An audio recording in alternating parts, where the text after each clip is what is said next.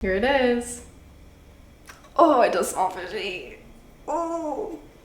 Hello homemakers, I'm Melinda and I'm cooking my way through Betty Crocker's 1971 recipe card library. And today we're making curried fish in rice ring.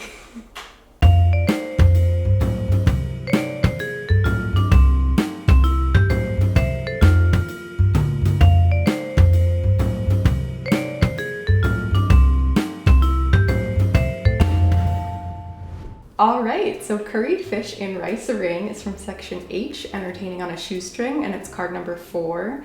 I was intrigued by this card because obviously it's a really weird recipe. I've never heard of curried fish like this before. It's like a poached fish in like a curry cream sauce, but I'm really excited about the rice ring. I think it just looks really cool and really pretty, the way that the like peas are dotted in the rice. I feel like this is a thing that I see a lot in the recipe card library, the idea of like kind of putting stuff in rings or using jello molds in interesting ways to like create rings. It looks really presentable, which is part of the concept of this section, entertaining on a shoestring. It's kind of making stuff that looks presentable to guests but is kind of cheaper to make. And so that's basically, I mean, you're using just a few ingredients, a cheap type of fish, and making something that looks really cool.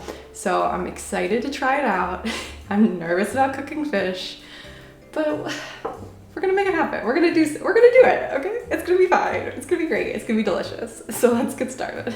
Okay, let's take a look at the ingredients. For curried fish in rice ring, we will need salt, some boiling water, a pound of pike, pollock, sole, or haddock fillets, which I got from my fishmonger. Something similar. They didn't have any of those things, but this is, I think, called hake, H-A-K-E, and she said it's similar to cod and will be like good and flaky when it's poached. So this is a pound of hake. Also need some butter, some minced onion, some flour, curry powder, a little bit of sugar, more salt, a dash of ginger. I'm assuming they meant powdered ginger, but I'm gonna use fresh because I just thought it'd be nice to have some fresh ginger in the mix. 3/4 cup of milk, 3 cups of cooked rice, so I'll have to cook this rice, and then a package of frozen green peas. All right, let's get started. Okay, so the first thing I'm going to do is prepare the rice ring portion of ingredients. So I'm boiling some water for the green peas to get cooked in, and then we are going to make, we need 3 cups of cooked rice. So that means 1.5 cups of dry rice. So that's 1.5 cups. And then we need double the amount of water, so 3 cups of water. Okay, I'm going to put my rice on to boil and then just wait for it to cook. All right. It's time to start on the curried fish. So we begin by heating up the 1/2 cup of water and 1/4 teaspoon of salt until boiling. And we're just gonna go for it. This doesn't seem like enough water, but I guess for like poaching the fish, and I feel like more water is gonna come out because then later it says that you have to reserve 1/2 cup of the broth. So if I only put 1/2 cup in here and I'm supposed to reserve 1/2 cup, I think more water is gonna come out of the fish. Oh boy. This is the fish. I'm so nervous. I don't eat fish really. Like I eat sushi and I like will have like shellfish, like crab, but I don't just like eat white fish a lot. So I've never cooked white fish. I don't know what's gonna happen. I'm nervous. It also, when I took it out of the wrapper yesterday, smelled kind of fishy. Here it is. Oh, it does smell fishy. Oh. I'm just gonna do it. I'm gonna put it. This big lump of fish.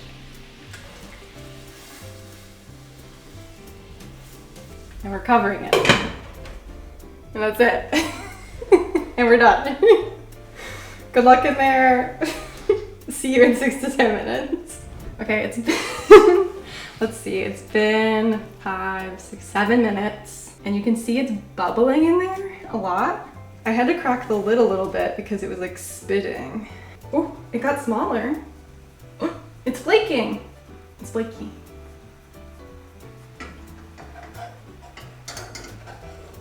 We're lifting. We're transferring. Okay, we cooked the fish. It definitely is flaking apart, which is what you want to see. Do I let it cool and then I flake it? What does she say? Cover and simmer 6 to 10 minutes or until fish flakes easily with fork. Drain, reserve half cup broth, break fillets into 2-inch pieces, keep warm while preparing sauce. I'm gonna I don't even know if this is a half cup left. I'm gonna keep what we have, but that is significantly less than a half cup. Melt butter in saucepan, cook and stir onion and butter until tender. There we go. And we're just gonna melt that and then add our 1/4 cup of minced onion. So this is probably more than a 1/4 cup actually. It's kind of closer to a half cup, but we're gonna do the whole thing. Why not? Why not? I cut it. I cut the whole thing. We're doing the whole thing. And we're just gonna saute this until the onions are translucent. All right, so the onions, as you can see, are a little brown from the butter. And so we're gonna go ahead and put the flour in so that we're starting to make a roux. So this is 2 tablespoons of flour. Kind of mix that in there, get the butter to soak that up. Then, what are we gonna do? Stir in flour, curry powder, sugar, salt, and ginger. Okay, well I have the sugar. This is 1 teaspoon of sugar. 1 teaspoon, oh, okay. 1 teaspoon of curry powder's in. Let's mix that in. Ooh, it smells good. What else do we need to put in here? Flour, curry powder, sugar, salt, and ginger. So I need a 1/4 teaspoon of salt. 1/4 teaspoon, sure. And then the ginger. So, like I said, I got some fresh grated ginger here. I already kind of used a spoon to scrape off the outside, so I'm just gonna kind of, I just said a pinch, but I know fresh ginger is less potent than the powdered ginger. Okay, now we put in, wait, it says cook over low heat, stirring until mixture is smooth and bubbly, but it's just kind of chunks. Like all the butter's been absorbed. I don't know what's supposed to be smooth and bubbly here. Remove from heat, stir in reserved broth and milk, and then heat to boiling. Okay, so because we don't have a full half cup of broth, I'm gonna add a little water so that we get up to half cup. Okay, so I'm gonna add this in. There's some fish chunks in the bottom, that's great. You love to see that. And then how much milk? 3/4 of a cup of milk. Oh yeah, it's a nice looking curry sauce. Now we're gonna put that back on the heat and we're gonna bring it up to boiling. And then we're gonna flake the fish and add it in.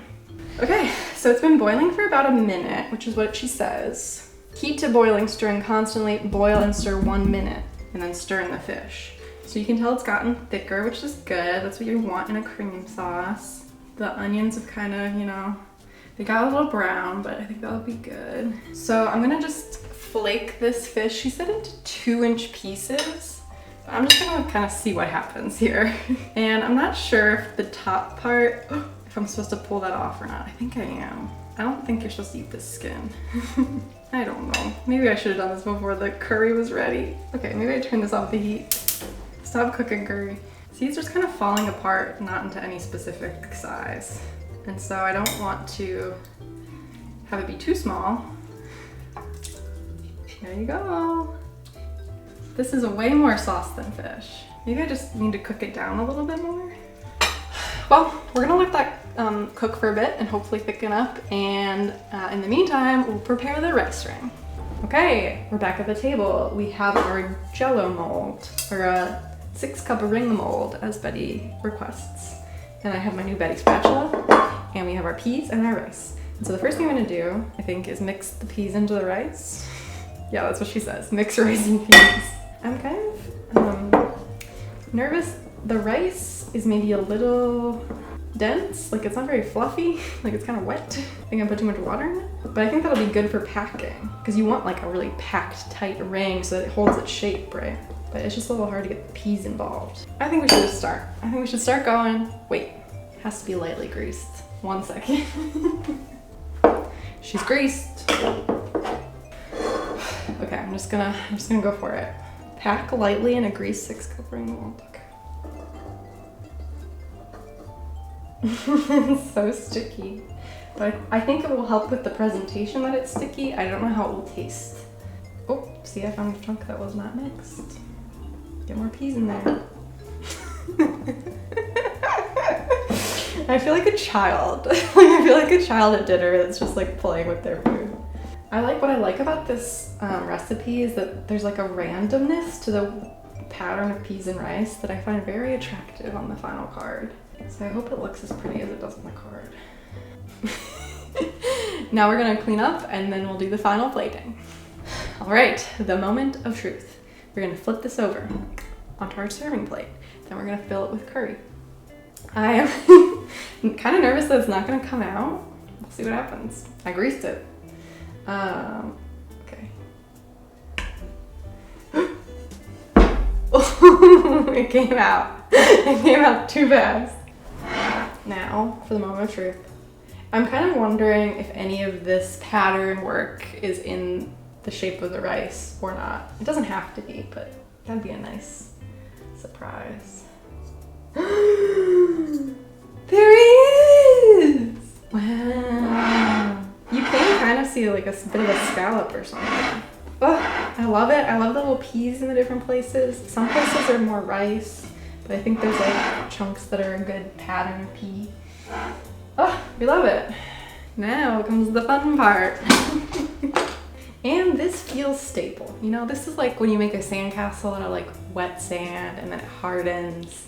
And it's like, you know, really stable. That's what I'm feeling this is. So I feel like it's gonna hold. It's gonna hold the curry. My question is how do you serve this? Like if you scooped yourself out a section of rice and a section of curry, you would break the dam and the rest of the curry would fall out. I have a little bit left, but I don't want to overfill it. So that's where we'll end. We'll end there. And then the last part is that you can see it's decorated with little kumquats. So I have some kumquats and I have some sage and I'm just gonna decorate it a little bit. I might want to like toothpick some of the kumquats. We'll see how we do. Okay, what's the front gonna be? We have a rupture. We have a rupture in the structure here. Do you see this? It's beginning to break apart. So this rupture is intense and stressing me out. And I don't know what to do about it. Okay, we just have to move fast. We have to move fast. Okay, so I'm gonna put a couple little kumquats on the top. Put a little sage leaf on the top. I don't know if sage goes with curry at all. This is more of a visual aesthetic thing. Yeah, this is like too different. And we're just gonna pile the rest of these up here. All right, let's give it a taste. All right, well, sadly, our beautiful curried rice ring and fish, whatever. Our curried fish and rice ring has ruptured in the back. There's no structural integrity here. So I think it's time that I just scoop myself a serving and plate it, because this is what I was curious about, is what happens once you take your first scoop out. Does it kind of self-destruct? And so this is, we're kind of learning that the answer is yes. I don't know why I'm doing this with my left hand, I'm right-handed. So we're taking some fish. And we're taking some rice, and we're gonna give it a taste. I'll just do a bite of fish first, I guess.